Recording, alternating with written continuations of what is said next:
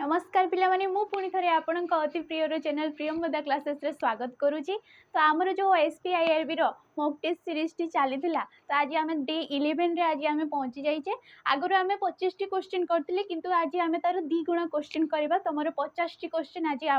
तम मानक पई मु नेकी आछि। तर आज सेशन टी तुमरो पूरा जबरदस्त रहइबो। जेमति कि आम जल्दी जल्दी जेमति कि हमर क्लास टी को सारी पारबा ता चेष्टा करबा। आम जल्दी जल्दी जीवा को चेष्टा करबा, बेसी डिस्क्राइब करबा नहीं। तो तुम्हें बुझी पार्थो। तो चलो आम क्वेश्चन आड़ को जीवा है।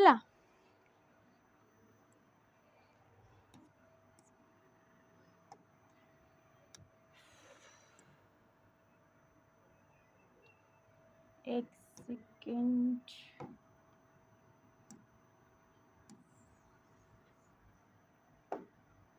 ठीक अच्छे,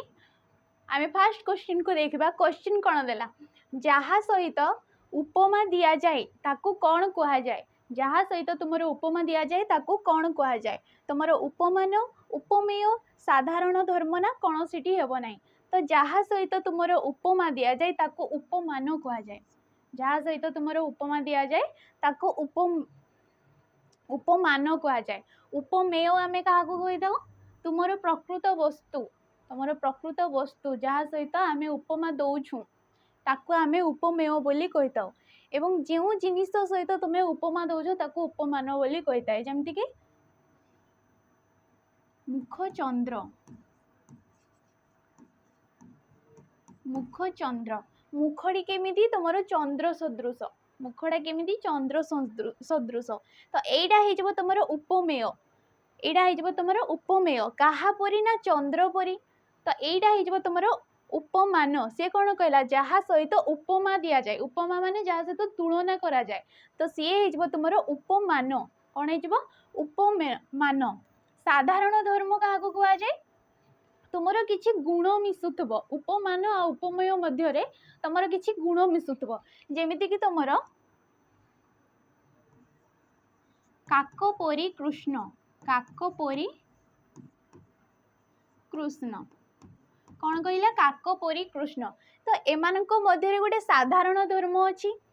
काक जेमिति कला, कृष्ण भी से परी कला। तो ये कला जो साधारण धर्मटी तुम जना पड़ी, से साधारण जो गोटे किसी गोटे गुण तांकर दुई जनक भितर मिसी जाउछि कि नहीं, तो ताको आमे कहिता तुम साधारण धर्म। बुझीला। नेक्स्ट क्वेश्चन को जीवा।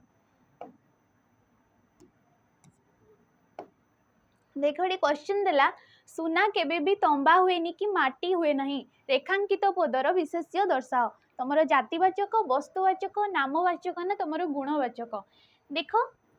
तो सुना तंबा ये सब गोटे गोटे कौन तुम वस्तु, कौन गोटे गोटे वस्तु। तो यहाँ तुम हो वस्तुवाचक विशेष्य पद। कौन हो वस्तुवाचक विशेष्य पद। वस्तुवाचक विशेष्य पद आम क्या कहीद, जोड़ा को तुम देखिपारुच, छुई पारुच, जार आकार में कौन परिवर्तन हेले आम से वस्तु ही कही था। तुम सुना को जो आकार दे दियो, तुम काठटी को जो आकार दे दियो, ताको आम से वस्तु से जिनस ही कहू कि नहीं। सुनाटा को कौन तुम तंबा बोली कहीदेव कि नहीं। तो जो वस्तुर रूपरे गुणरे तार सामान्यतम माने परिवर्तन रे मध्य आमे से वस्तु बोली कहीता, ताको आमे वस्तुवाचक विशेष्य बोली कहबा। तुमर जातिवाचक विशेष्य क्या कह जाए, समूह जाति को नहीं, समग्र वर्ग को नहीं। जो तुमर जेमति कि बही, मनीष, पर्वत गोटे गोटे पर्टिकुलर से समूह जाति को नहीं जाउछंती, किंतु ता भितर जदि गोटे गोटे नाम आसीजिवो तेबे ताको आमे कहबा तुमर नामवाचक विशेष्य पद। गुणवाचक विशेष्य पद क्या कहबा, तुमर कौन सी एक निर्दिष्ट गुण को बुझाऊले। तुमर सौंदर्यता, निरीहता, तुमर भल मंद, ये सब गोटे गोटे तुमर गुणवाचक विशेष्य पद हो। बुझीला। नेक्स्ट क्वेश्चन को जीवा। नेक्स्ट क्वेश्चन को जीवा। देख ये क्वेश्चन देला, धातु बा धातुज शब्दर पूर्वरे बसी जो पद एक नूतन अर्थ प्रकाश करे ताहाको कौन कह जाए। तुम धातु कि धातुज शब्द पूर्वर बसी जो पद बसे ताको आमे कौन कहीता, तुम उपसर्ग बोली कहीता। ताको कौन कहीता, उपसर्ग बोली कहीता। तुम उपसर्ग केतोटी अछि, तुम 20 उपसर्ग अछि। जेमति कि तुम संस्कृत भाषा आछि प्र, परा, अप, सम, नि, अधि, एके तुम 20 तुम 20 उपसर्ग रही। धातु आमे क्या कहीता, क्रियार मूल रूप को धातु बोली कहीता। जेमति कि पढ़, देख दृश ये सब गोटे गोटे धातु होगा क्रिया कौन गोटे कार्य ताको आमे क्रिया बोली कही था। अव्यय पद क्या कहुए जो पद तुमर कौन भी रूप रे विभक्ति तुमर पुरुष लिंग काल कौन भी परिस्थिति रे सी परिवर्तन हुए ना। अव्यय माने अक्षय माने क्षय हुए ना ताको आमे अव्यय पद बोली कहवा। तुमर जमती कि अ एवं ये सब गोटे गोटे अच्छी ना तो ताको आमे अव्यय पद बोली कहवा। बुझीगला ये बुझीपार धातु कि धातुज शब्द पूर्वर जी जग हुए ताको आमे उपसर्ग बोली कही था। नेक्स्ट क्वेश्चन को जावा। देखो ये क्वेश्चन देला जलंता निआरे हाथ हाथ दियो नहीं रेखांकित पदटी केउ विशेषण तुमर क्रिया विशेषण परिमाणवाचक विशेषण तुलनात्मक विशेषण ना क्रियाज विशेषण।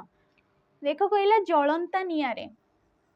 जलंताटा गोटे कौन गोटे क्रिया गोटे काम तो ताकू जेतेबेला गोटे क्रिया आसीजिवो निआडा केमिति निआडा हेजिवो तुमर विशेष्य पद निआडा केमिति ना जलंता निआ केमिति जलंता निआ जेहेतु निआ को जलंताटा तुमर अधिक विश्लेषित करुची एवं एई जलंताटा तुमर गोटे क्रिया गोटे कार्य तो ताकू आमे कोन कहबा क्रियाज विशेषण पद कौन कहबा क्रियाज विशेषण पद तुमर क्रिया को मूल रूप में नहीं जो विशेषण पदटी विशेष्य पद को अधिक विशेषित करिथाए ताको आमे क्रियाज विशेषण पद बोली कहबा। किंतु क्रिया विशेषण आमे काहाकू कहबा क्रिया विशेषण आमे काहाकू कहबा तुमर जेमति कि शीघ्र आस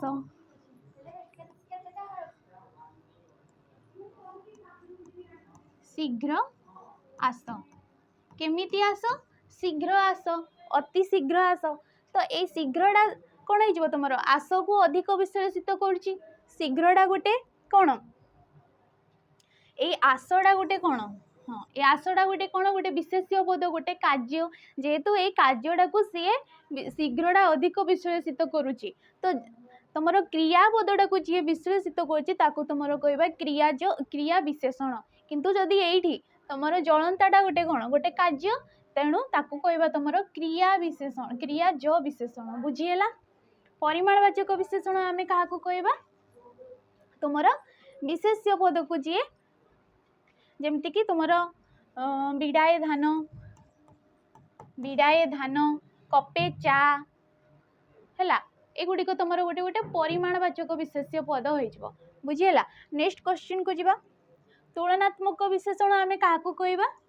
तुमर दुईटी विशेष्य पद मध्य जदि तुलना करा जाउची जेमती कि राम और हरि मध्य राम सबुठु बलवान तो ये बलवान जो तुलना होता है ताको आमे तुलनात्मक विशेष जो तुलना करबा पई हमर गोटे पद बसी थाए ताको आमे कहिताउ तुमर तुलनात्मक विशेषण पद। बुझीला नेक्स्ट क्वेश्चन को जीवा। देखो ये क्वेश्चन देला अरण्य रदन यह केउ समास चिन्ह तुम तत्पुरुष रूपक कर्मधारय उपमित कर्मधारय ना तुम नित्य समास तो देख ऑप्शन नंबर ए हमर राइट आंसर एटा गोटे तत्पुरुष समास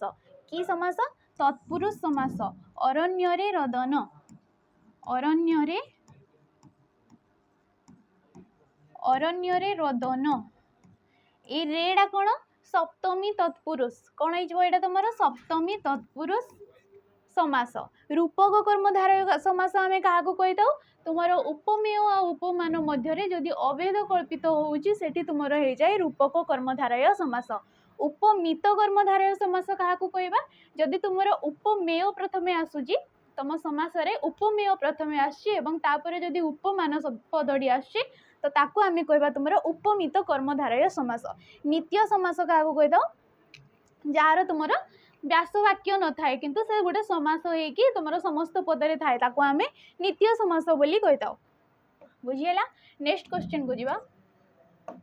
देखो क्वेश्चन कौन देला शिष ईशार अर्थ कौन शुणिबार इच्छा शोइबार इच्छा ना साधन करिबार इच्छा ना सहिबार इच्छा तो कौन हो तुमर शोइबार इच्छा हो तुमर शिष ईशा शुणिबार इच्छा कौन हो तुमर शुश्रूषा कौन हो शुश्रूषा साधना करिबार इच्छा कौन हो शिष धईसा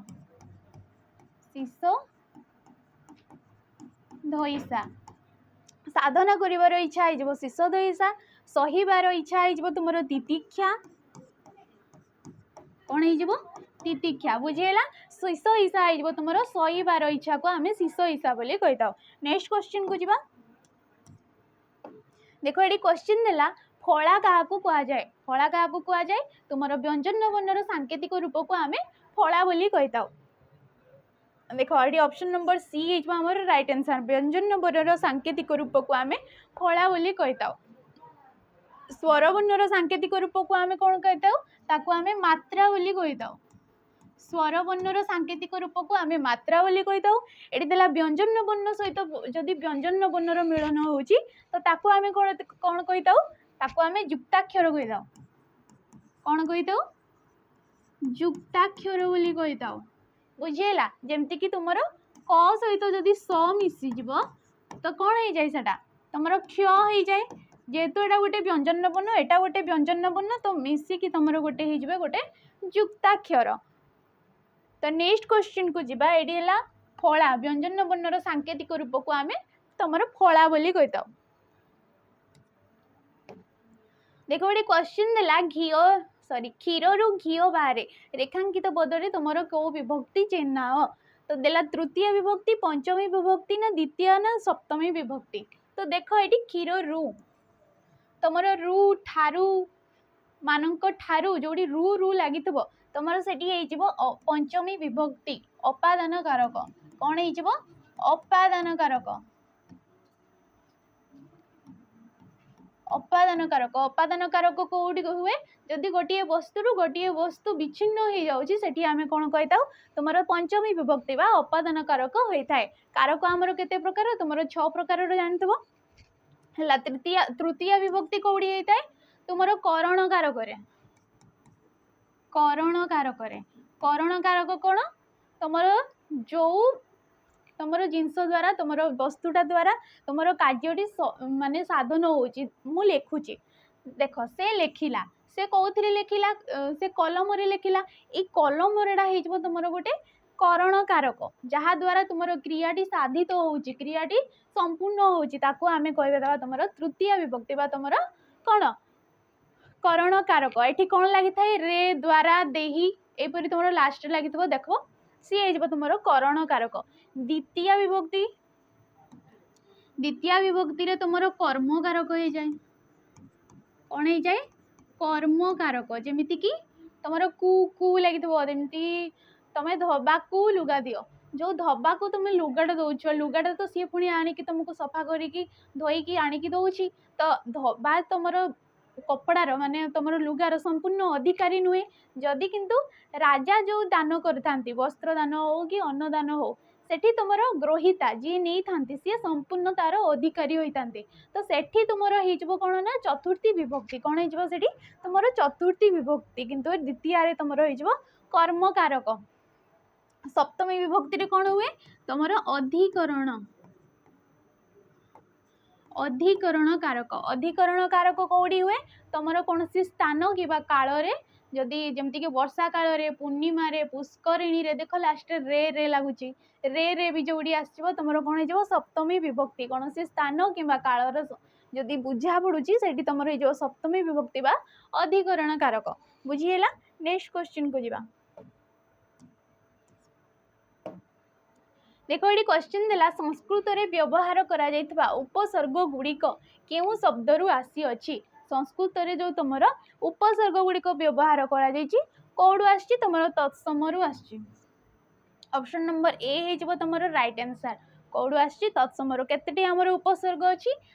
20टी तुमर उपसर्ग आम ओडिया भाषा रे प्रचलित होई आसु अछि। उपसर्ग आमे काहाकू कहबा जो पद तुम धातु किंबा धातुज शब्द पूर्वर मिसी गोटे नूतन अर्थ को प्रकाश करुछंती ताकू आमे कहिताउ तुमर उपसर्ग कौन कहिताउ उपसर्ग। आ तत्सम तद्भव देशज ये तुमर गोटे भाषा भंडार कौन एगुड़ी को आमे भाषा भंडार रे विभक्त करिकी रखिचु हैला। नेक्स्ट क्वेश्चन को जीवा देखो क्वेश्चन दिला पट्ट शब्दर अर्थ निम्नोक्त मध्यरु कोठी पट्ट शब्दर अर्थ कौटी कदली पटुआ ना पार्श्व परदाना राजकीय सनंद देख तुम एटा गोटे कौन हो भिन्नार्थ बोधक शब्द हो जमती कि एटा पट सॉरी समचारित शब्द हो कौन समचारित एटा गोटे पट आ गोटे पट द्वितीय ट तो यही पटर अर्थ कौन हो तुम कदली पटुआ ऑप्शन नंबर ए हो हमर राइट आंसर कौन हो कदली पटुआ किंतु यही पटर अर्थ हो तुम राजकीय सनंद बा मुद्रा जो राजकीय मुद्रा जो गुड़ाक ताकू आम पट बोली कही था बुझीगला। तो चलो नेक्स्ट क्वेश्चन को जीवा आम जल्दी जल्दी जीवा बेसी डिस्क्राइब करवा नहीं 50टी क्वेश्चन तो से तो देख ये 11 नंबर क्वेश्चन देला आमर प्रतिकूल परिस्थिति रे प्रतिभा स्फुरण यह उपयुक्त रूढ़ीटी दर्शाओ यार रूढ़ीटी कौन हम तुम गणेश सॉरी गोबर गणेश हम ना कूपमंडूक हम ना खत गदारे पद्म हम ना आपण सुना भेंडी हम तो प्रतिकूल परिस्थिति प्रतिभा स्फुरण हो तुम ऑप्शन नंबर सी खत गदारे पद्म खत गदारे पद्मर अर्थ हो तुम प्रतिकूल परिस्थिति प्रतिभा स्फुरण गोबर गणेश कौन तुम मूर्ख मूर्ख बा तुम निर्बोध को आम गोबर गणेश बोली कही था कूपमंडूक कौन संकुचित परिवेश रे बढ़ीवा व्यक्ति सी बाहर जिनस किसी जाने नहीं ताको आम कूपमंडूक बा संकुचित परिवेश रे बढ़ीवा लोक को आम कौन कही था कूपमंडूक बोली कही था। आपण सुना भेंडीर अर्थ कौन निज लोक अयोग्य कौन निज लोक अयोग्य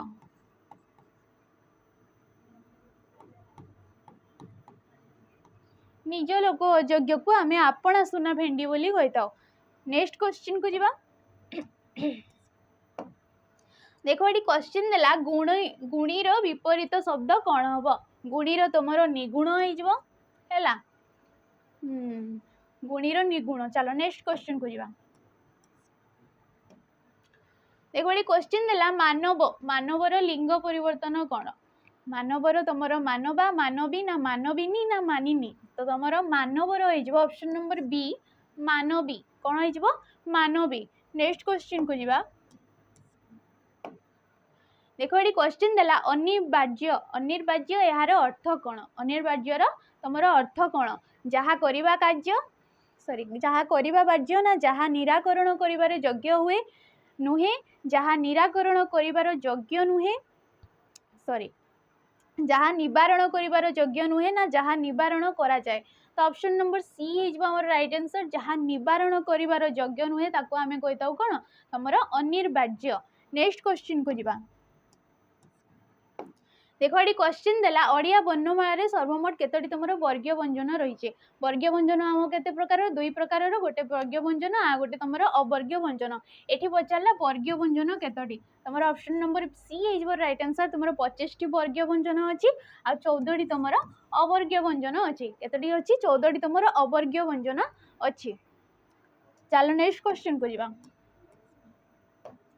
देखो ये क्वेश्चन देला निम्नोक्त मध्यरु केउटी एक नास्ति सूचक वाक्य कोटी एक नास्ति सूचक वाक्य लंकारे हरि शब्द खोजा अज्ञात युवकों को पुणी आश्रय विजु बाबू ओडिशा रे काहाको अजणा नुहंती जे जे आसीबे ओ आमे खुशी हेबु तो देखो ऑप्शन नंबर सी हिजबो तुमरो राइट आंसर देखो एटी देला नुहंती नास्ति सूचक जोटी तुमरो नाही अर्थ रे तुमरो वाक्यटी गढ़ी उठितबो ताकू आमे कहबा तुमरो कोन नास्ति सूचक वाक्य बोली कहबा ए सब गोटे गोटे तुम विवृत्ति सूचक वाक्य हो तो ऑप्शन नंबर सी है राइट आंसर। नेक्स्ट क्वेश्चन को जीवा देखो ये क्वेश्चन देला शुद्ध शब्द को चिन्हाओ शुद्धि अशुद्धि मध्य टिके टिके देखुथबो शुद्धि अशुद्धि रे निहाती पड़े गोटे दीटा क्वेश्चन तो मार्क कटि जाए सेठी तो देखुथबो हला अहरात्र निरोध शशिभूषण उत्त्यक्त तो ये तुम कौटी माने ठीक अच्छी तो देखो ऑप्शन नंबर सी हमर राइट आंसर जदि तुम ये एमती लिखाई था शशिभूषण तो यहाँ तुम अशुद्धि शब्द किंतु यहाँ तुम गोटे शुद्ध शब्द निरोधटा केमती देखा जाए तुम निरोध एपरी लिखा जाए ये अकार आसब ना यहाँ हूँ तार शुद्धि अहरात्र सॉरी अहरात्रिटा तुम अहरात्र अहरात्रिटा तुम अहरात्र उत्त्यक्तटा तुम द्वितीयत उत्त्यक्तटा तुम द्वितीयोक्त एडी ऑप्शन नंबर सी है राइट आंसर। नेक्स्ट क्वेश्चन को जीवा देख ये क्वेश्चन देला मुक्त शब्दर विपरीत शब्द कौन मुक्त शब्दर तुम विपरीत शब्द कौन बंधन खला बद्ध ना पराधीन। तो देख मुक्त हो बद्ध मुक्त हो बद्ध माने बंद करिकी रखिबा खलार हो तुम मुदा कौन हो खलार मुदा बंधन तुमर मोचन बंधन मोचन पराधीन स्वाधीन कौन हो पराधीन स्वाधीन आउ मुक्तर हो बद्ध। नेक्स्ट क्वेश्चन को जीवा देख ये क्वेश्चन देला सुधाकर सुधाकर संधि विच्छेद कर तुम सुधा युक्त को आकर सुध युक्त को आकार ना सुयुक्त को आकार सुधा युक्त को आकार। तो देख ये लिखी सुधाकर जदि ये तुम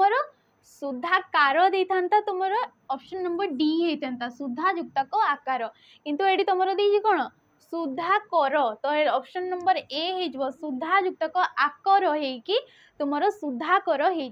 बुझीला ऑप्शन नंबर ए है तुम राइट आंसर। नेक्स्ट क्वेश्चन को जीवा देखो ये क्वेश्चन देला विशेष्य और विशेषण पद को नहीं गठित समास को कौन कह जाए विशेष्य एवं विशेषण पद को नहीं तुम जो समासटी गठित होता है आम कौन कही तुम ऑप्शन नंबर सी हो राइट आंसर कर्मधारय समास कही कौन कही कर्मधारय समास कही जेमिति कि नील अटे कई नील अटे तुमर कई कौन हो समस्त पदरे सी नील कई हो। तो देख नीलटा गोटे विशेषण पद कईटा गोटे विशेष्य पद जेहेतु तुम कौन है विशेषण भी रोचे विशेष्य पद भी रोचे तो ताको आमे कौन कहबा कर्मधारय समास कौन कहबा तुम कर्मधारय समास ऑप्शन नंबर सी है तुम राइट आंसर। मध्य पदलोपी समास आमे काहाको कहबा जो समास रे तुमर समस्त पदरे जाइए तुम मध्य पदटी माने लुप्त हो जाए जमती कि विद्या रूपक धन कहला बेले तुम समस्त पदरे कौन हो विद्या धन किंतु रूपकटा आसूची कि जो समास रे तुम मध्य पदटा लोप होता है ताको आमे मध्य पदलोपी समास बोली कही था। नज तत्पुरुष आमे काहाको कही था नज माने कौन नज गोटे हूँ तुम संस्कृत शब्द जितेबाला ताको ओडिया रे कही था नज रो अर्थ हूँ आमर ओडिया रे न किंबा नाही निषेध अर्थ रे जो समासटी तुम होता है ताको आमे कहता नज तत्पुरुष। उपमित समास आमे काहाको कहता तुम प्रथमे कर्मधारय सॉरी प्रथमे तुम उपमेय आउे उपमान आसिले ताको उपमित कर्मधारय समास बोली कही था। नेक्स्ट क्वेश्चन को जीवा देख ये कहला निर्लेप शब्दटी क्यों धातु गृहीत निर्लेप शब्दटी तुम कौ धातु गृहीत। तो निर्लेपर गठन रीति किपरि देख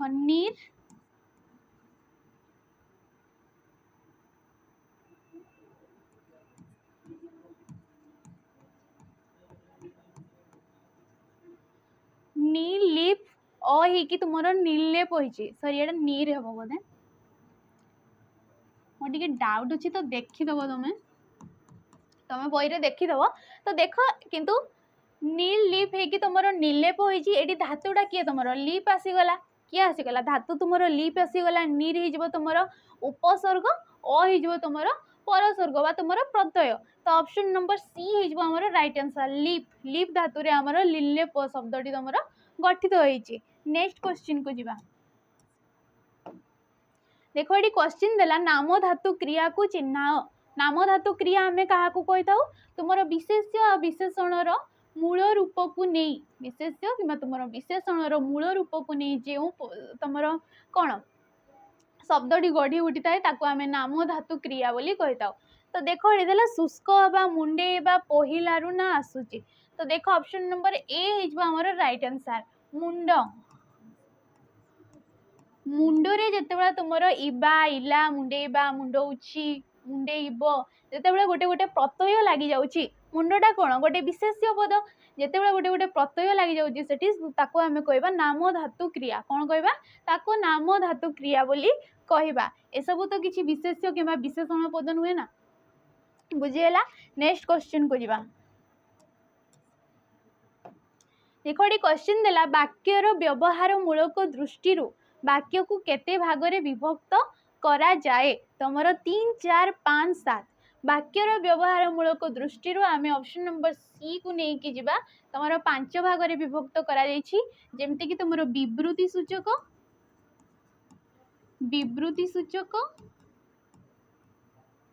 प्रश्न सूचक आ कौन नास्ति सूचक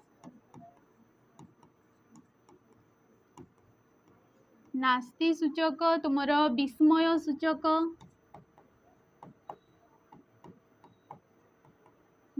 सूचक आ तुमर आदेश बा अनुरोध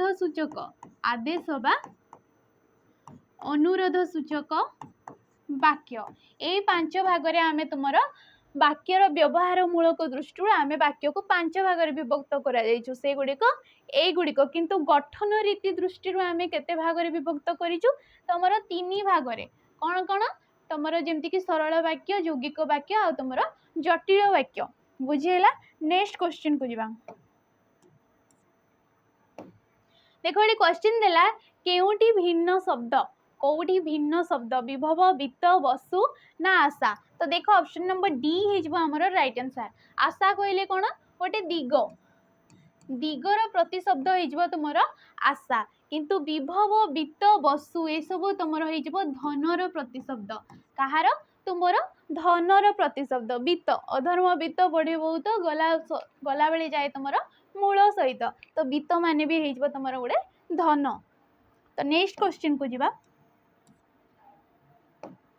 देखो ये क्वेश्चन देला अधमांगर विपरीत शब्द कौन हम अधमांगर विपरीत शब्द कौन हम पूर्णमांग उत्तमांग ना मतमांग ना चित्तमांग तो ऑप्शन नंबर बी हमर राइट आंसर अधमांगर हो उत्तमांग। तो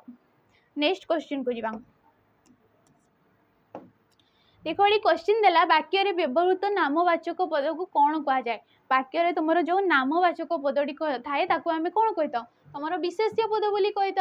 विशेष्य पद आम क्या कही था कौन से निर्दिष्ट नाम को बुझे आम विशेष्य पद बोली कही था तो ये कौन कही से नामवाचक क्या कहुए बोली सी कही ना तो ताको आम कहवा विशेष्य पद विशेषण पद आम क्या कही था तुमर विशेष्य पदर जे गुण अवस्था तुमर संख्या परिमाण को बुझाई थाए ताको आम विशेषण पद बोली कही था तुमर क्रिया क्या कही था गोटे कार्य को बुझाऊले ताको आम क्रिया बोली कही था अव्यय पद आम क्या कही था जी तुमर रूपरे विभक्ति लिंग वचन पुरुष कौन भी स्थान रे जी तुमर परिवर्तन हुए ना ताकू आम अव्यय पद बोली कही था ये बुझीगला विशेष्य हो तुम राइट आंसर। नेक्स्ट क्वेश्चन को जीवा देखो ये क्वेश्चन देला राजहंस वाक्य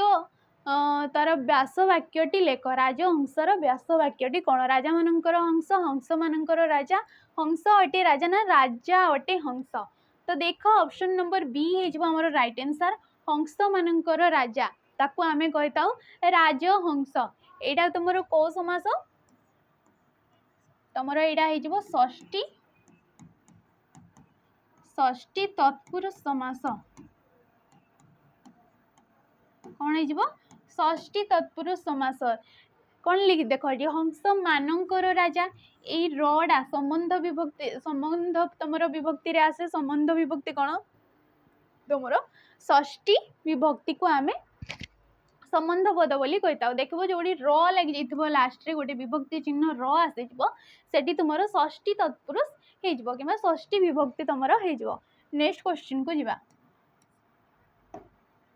देखो ये क्वेश्चन देला 80 80 से ही समचारित शब्द तो देख यही 80 अर्थ कौन आ 80 अर्थ कौन तुम खंडा संख्या विशेष खंडा बयस संख्या ना संख्या बयस तो कौन हो तुम ऑप्शन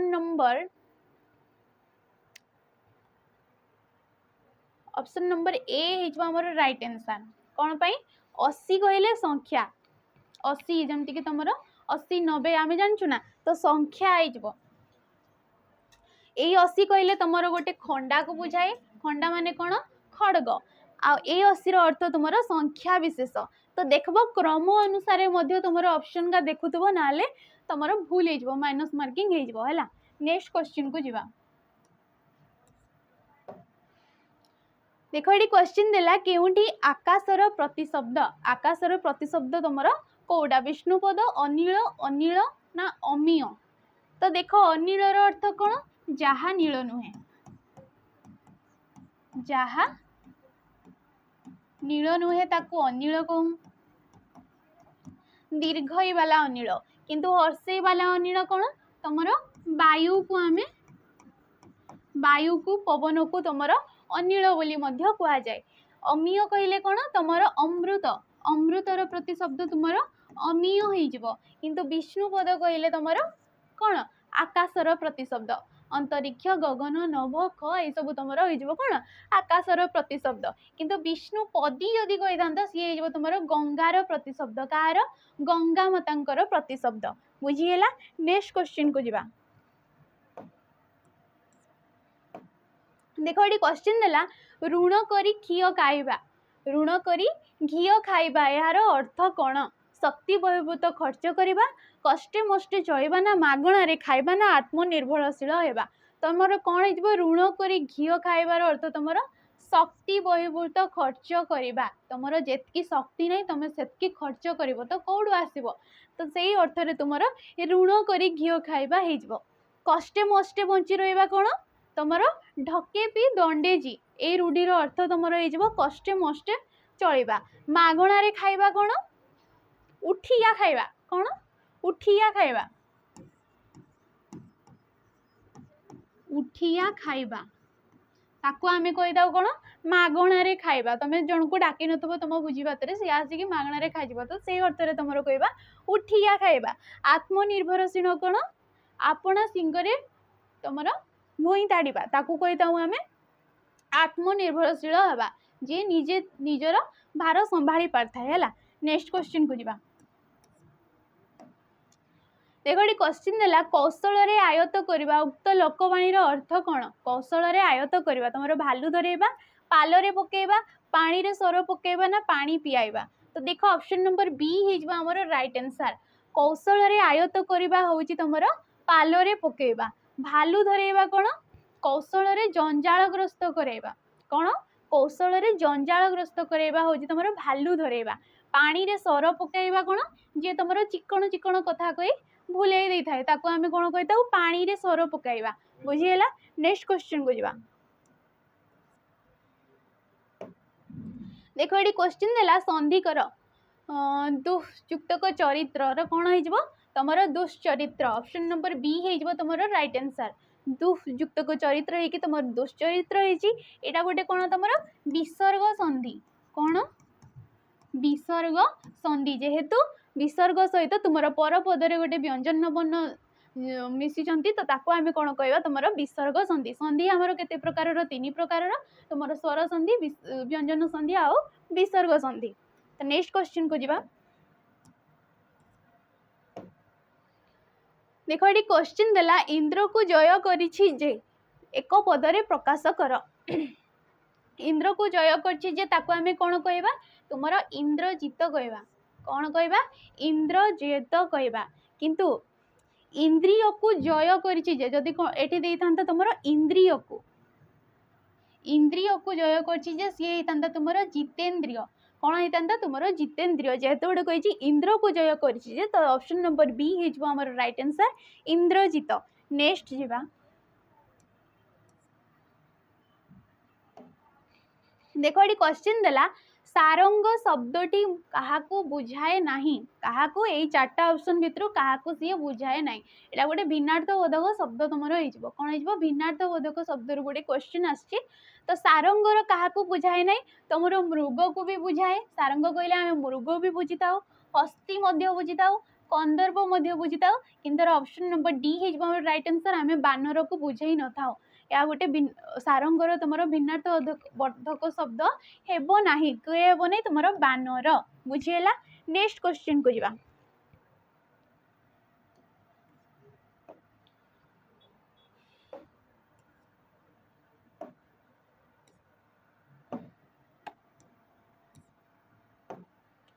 देख ये क्वेश्चन देला कौन ना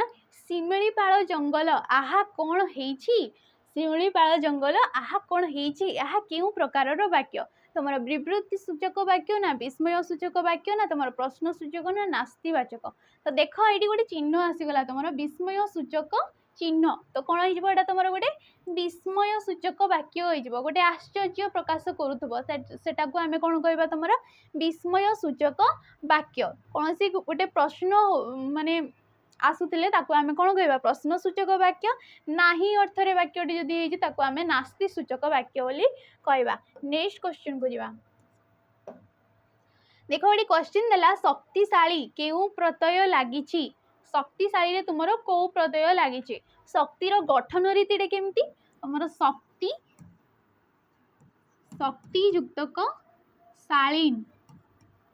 शक्तियुक्तक शालीन है कि तुम शक्तिशाली शब्दटी गठित होती तो यहाँ कौन तुम धातु यहाँ तुम प्रत्यय सी क्वेश्चन पचार प्रत्यय कौड़ा तो ऑप्शन नंबर सी होमर राइट आंसर शालीन शालीन हो तुम प्रत्यय बा तुम परसर्ग बुझीगला। नेक्स्ट क्वेश्चन को जावा देख ये क्वेश्चन देला निम्नोक्त मध्य तुम तत्सम शब्द नुहे कौड़ा तुम तत्सम शब्द नुहे तत्सम शब्द आम क्या कहवा जी ताहापरी तत्सम माने ताहापरी कहापरी तुम संस्कृत भाषा सहित सामान जोड़ा आमर प्रचलित हो आम कौन कह तुम तत्सम शब्द कहवा। देख साप ऑप्शन नंबर ए हो तुम राइट आंसर कहीं देख साप सापर तत्सम रूपटी कौन हो सर्प ताकू जिते आम तद्भव रूप करवा तद्भव रूप कौन जी तहिरु जात कौटी तुम संस्कृत संस्कृत शब्द रु जी जात ताकू आम हाँ तद्भव बोली कहवा तो सर्पर तद्भव रूपटी कौन तुम साप माता हो तुम तत्सम शब्द घृत हो ईश्वर हो मातार कौन तुम तद्भव रूपटी हो माँ तद्भव कौन हो तुम माँ घृतर तुम घी हो तद्भव रूप तो ये कौन कही तुम तत्सम शब्द नुहे तो ऑप्शन नंबर ए है हमारा राइट आंसर। नेक्स्ट क्वेश्चन को जावा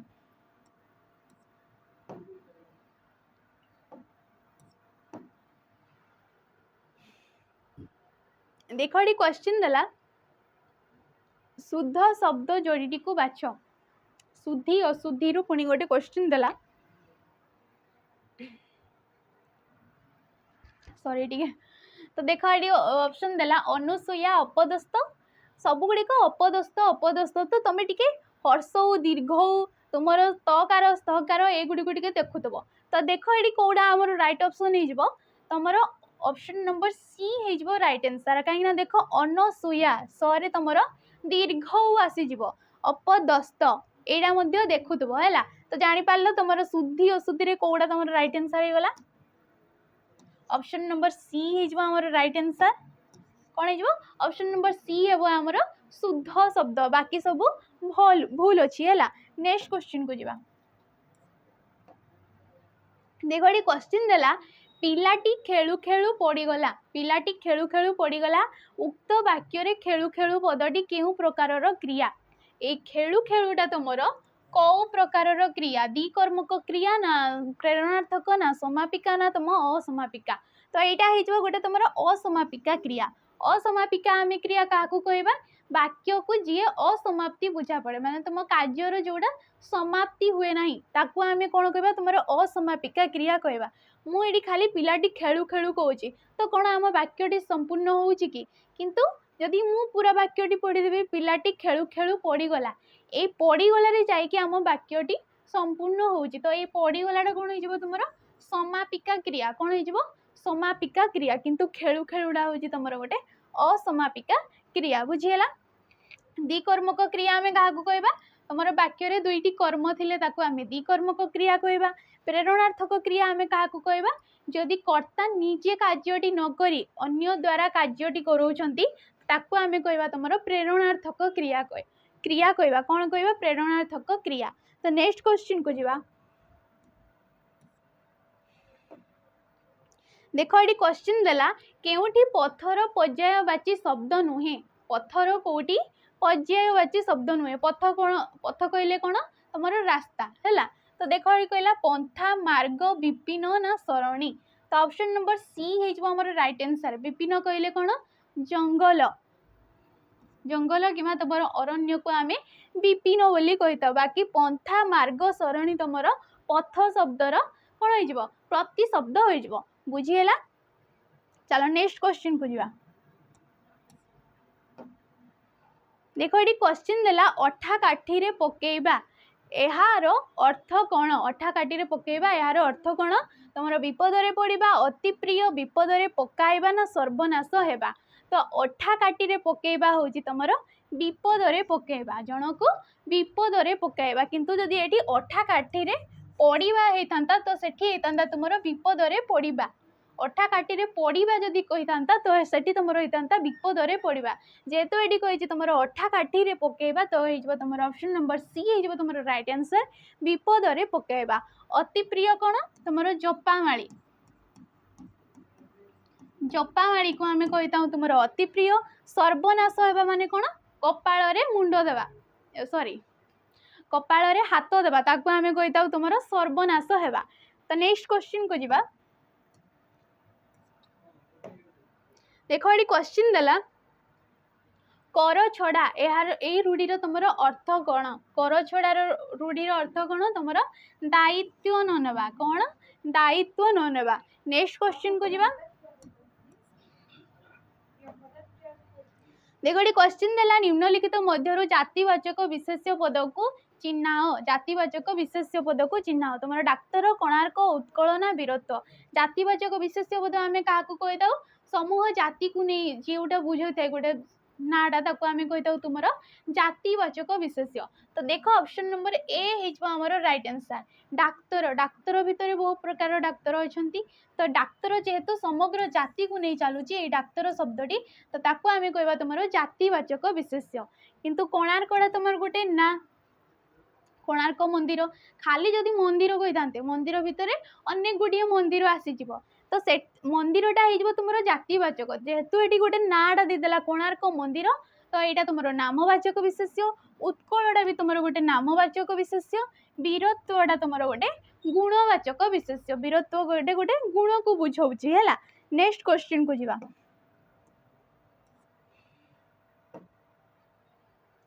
देख ये कहला अतएवर संधि विच्छेद कर अतएवर संधि विच्छेद कर तो कौन हो तुम अतः युक्तक एव ना अतएव अते युक्तक एव ना अत युक्तक एव तो ऑप्शन नंबर ए हमर राइट आंसर अतः युक्तक एव कि तुम कौन हो अतएव हो कौ संधि तुम विसर्ग संधि कौ संधि तुम विसर्ग संधि संधि आम क्या कही था परस्पर सन्निहित पूर्व पदर शेष पद सहित शेष वर्ण सहित जदि तुम पर पदर शेष वर्णर मिलन को आम कौन कही था तुम संधि बोली कही था संधि तुम केते प्रकार जमीक मुझे कहली तुम स्वर संधि व्यंजन संधि आउ विसर्ग संधि तो यहाँ गोटे की संधि तुम विसर्ग संधि। नेक्स्ट क्वेश्चन को जीवा क्वेश्चन देला कान रे हाथ देवा रूढ़ीर अर्थ कौन कार्य आरंभ करवा विनम्र गुहारी करवा चिंतित हवा ना तुम आश्चर्य हेबा तो कान रे हाथ देवार अर्थ हो तुम ऑप्शन नंबर डी हो तुम राइट आंसर आश्चर्य हेबा कौन हो आश्चर्य हेबा। कार्य आरंभ करवा कौन कार्य आरंभ करवा कौन तुम काम रे हाथ देवा विनम्र गुहारी करवा कौन तुम जनकर गोड़ हाथ धरवा तार अर्थ हो तुम विनम्र गुहारी करवा चिंतित हवा कौन गाल रे हाथ देवा ताको आम कही था चिंतित हवा। नेक्स्ट क्वेश्चन को जीवा देख ये क्वेश्चन देला डंक उछि यह केउ प्रकार क्रिया डंक उचिटा तुम कौ प्रकार क्रिया समापिका क्रिया ना असमापिका क्रिया ना नाम धातु क्रिया ना तुम अकर्मक क्रिया तो कौन हो तुम ऑप्शन नंबर सी हो तुम गोटे नाम धातु क्रिया यहाँ नाम धातु क्रिया आम क्या कही था तुम विशेष्य किंबा तुम विशेषण पद को नहीं जो क्रियाटी तुम होता है ताकू आम कही था तुम नाम धातु क्रिया विशेष्य किंबा विशेषण पदर मूल रूप को नहीं देख डंक उछि मूल रूपटी कौन हो तुम डंका बा कौन डंक डंका बा डंक जेतेबेले तड़े उछि प्रत्यय लागिगला जेतेबेला तुमर विशेष्य पदरे गोटे उछि प्रत्यय डंक उछि डंकेइला डंकेइब जेतेबेला गोटे गोटे प्रत्यय लागि जाउछि तो से प्रत्यय लागि कि जो नूतन शब्दटी तुमर एटा सृष्टि हे गला ताको आमे कहबा तुमर कोन नाम धातु क्रिया कोन कहबा नाम धातु क्रिया अकर्मक क्रिया कोन जो वाक्य रे तुमर कर्म न थाए ताको आमे अकर्मक क्रिया बोली कहताउ। नेक्स्ट क्वेश्चन को जिबा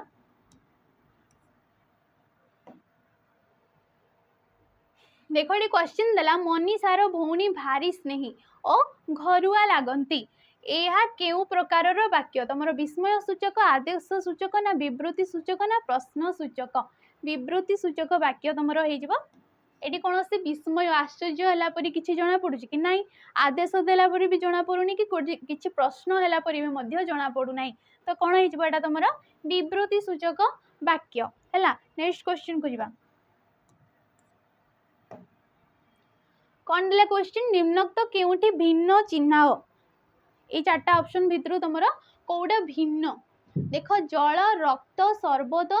ना कौन सी तुम नुह तो देख ऑप्शन नंबर सी हो right answer option number C हो राइट आंसर कारण एटा कौ अर्थ रे तुम भिन्न पचार विशेष्य पद अर्थ रे केमती कि देख जल आउ रक्त गोटे गोटे कौन तुम वस्तु कौन गोटे गोटे वस्तु किंतु सर्बत सर्बत भितर तुम बहुत प्रकार जमती कि सर्बत कहले कौन तुम लेंबू पानी जमती कि सर्बत करा हुए विभिन्न विभिन्न प्रकार आम पानी करता जोटा कि आम सर्बत बोली कही तो यहीटा हो तुम गोटे जातिवाचक विशेष्य कौन हो गोटे जातिवाचक विशेष्य किंतु जदि गोटे ना आसता कि ना यही सर्बत बोली तो सेठी जेनता तुम नामवाचक विशेष्य बुझीगला। नेक्स्ट क्वेश्चन को जावा